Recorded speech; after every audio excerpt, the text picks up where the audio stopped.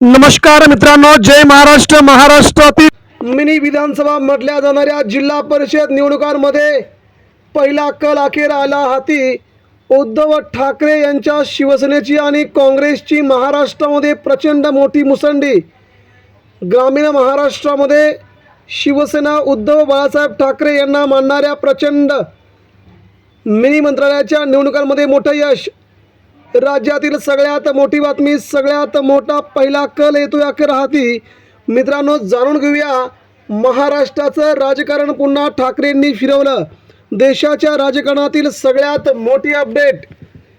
ज्या राजकारणाकडे सध्या संपूर्ण महाराष्ट्राचं लक्ष होतं, आता गेल्या 15 दिवसांमध्ये ज्या जिल्हा परिषद पंचायत समितीच्या निवडणुकांचा प्रचाराचा धुराळा होता, या प्रचाराच्या निमित्तानेच महाराष्ट्राचे उपमुख्यमंत्री अजितदादा पवार ग्रामीण भागामध्ये फिरत होते, त्यावेळेस त्यांना अपघाती मृत्यू झाला.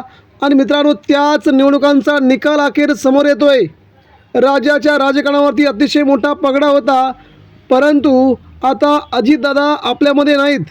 अजितदादांनी हे संपूर्ण निवडणुका राष्ट्रवादी काँग्रेसने युतीमध्ये लढवल्याचं ठरवलं होतं, परंतु दोन्ही राष्ट्रवादी काँग्रेसचं विलीनीकरण हा त्यांचा शेवटची इच्छा होती.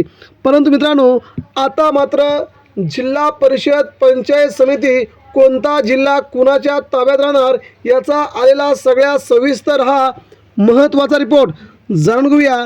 राज्याच्या राजकारणामध्ये सर्वच जिल्हा परिषद निवडणुकांमध्ये सर्वात मोठा पक्ष कोणता, तर महायुती जिंकणार की महाविकास आघाडी जिंकणार, नेमकं काय होणार जाणून घेऊया. राज्याच्या राजकारणातील सगळ्यात मोठी घडामोड. पुणे सोलापूरसह राज्यातील 12 जिल्हा परिषद निवडणुकीसाठी शनिवारी मतदान पार पडले. मतदार राजांनी आपला कौल मतपेट्यात बंद केला.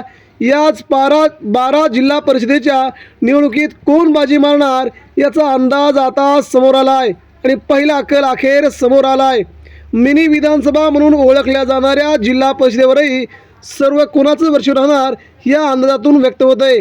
कोकण, पश्चिम महाराष्ट्र या भागामध्ये तर मराठवाड्यामध्ये कोण होणार सर्वात अग्रभागी हे धक्कादायक आहे आणि आकड्यावरून तुम्हाला स्पष्टपणे जाणवेल.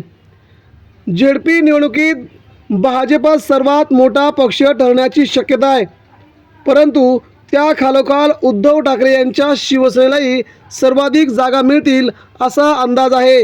शिंदे सेनेला धोबीपछाड करत उद्धव ठाकरे महाराष्ट्राच्या ग्रामीण भागामध्ये आपली सर्वात मोठी खेळी करण्याची शक्यता आहे.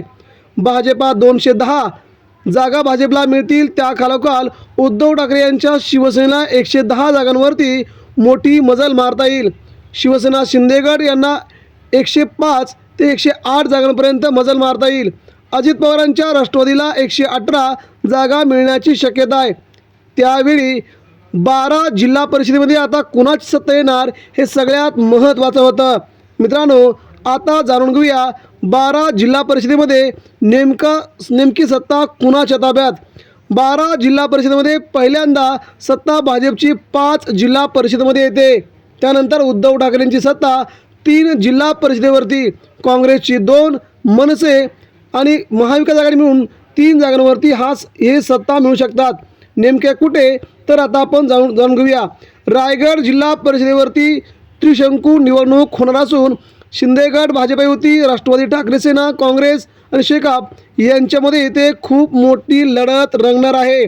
त्यावेळी रत्नागिरीमध्ये 56 जागा आहेत. इथे देखील शिंदे सेना आणि ठाकरे सेनेमध्ये जबरदस्त चुरस असल्याचं बोललं जात आहे. सिंधुदुर्गमध्ये भाजपची सत्ता एक हाती येण्याची शक्यता आहे.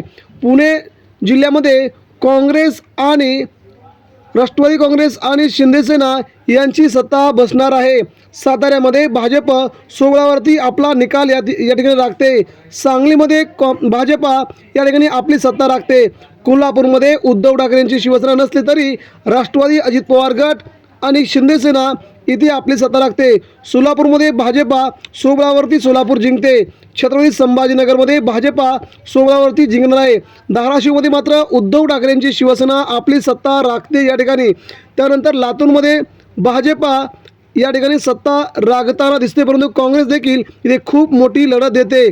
त्यानंतर परभणीमध्ये उद्धव ठाकरेंची शिवसेना खूप मोठी जोरदार मुसंडी मारते. म्हणजेच राज्याच्या राजकारणामध्ये उद्धव ठाकरेंची शिवसेना पुन्हा एकदा मराठवाड्यामध्ये आपला करिश्मा दाखवताना दिसते. याचाच अर्थ 6 जिल्हा परिषदेमध्ये 6 भाजप आणि महायुती तर 6 महाविकास आघाडीला जागा मिळतील असा प्राथमिक अंदाज समोर येत आहे. यावरूनच पुन्हा एकदा महाराष्ट्राच्या ग्रामीण भागाने ठाकरेंना महाविकास आघाडीला निवडलंय हे देखील तेवढंच सत्य आहे. मित्रांनो, यावरती प्रतिक्रिया द्या.